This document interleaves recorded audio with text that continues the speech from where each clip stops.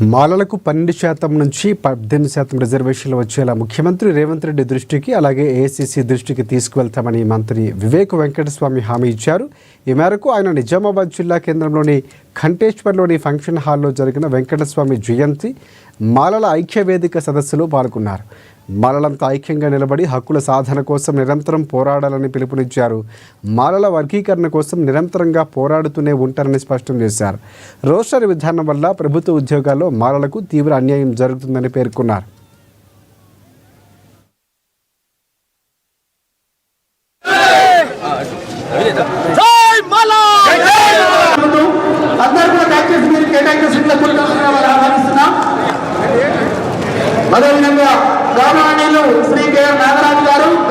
అది కూడా మాల జాతికి చెందినవని చెప్పి విమర్శలు చేయడం జరిగింది.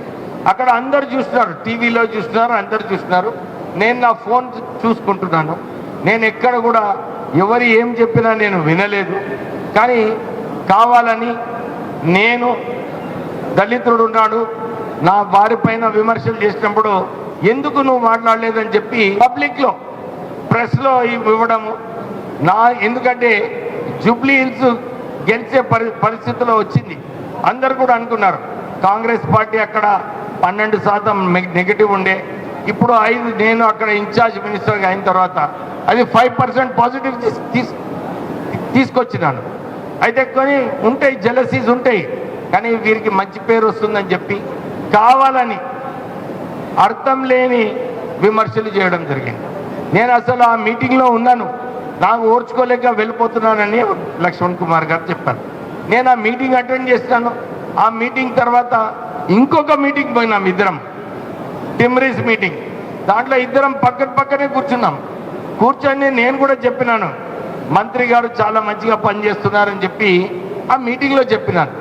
కానీ నా మీద ఎందుకు విమర్శలు చేసినాడో నాకు అర్థం కాలేదు.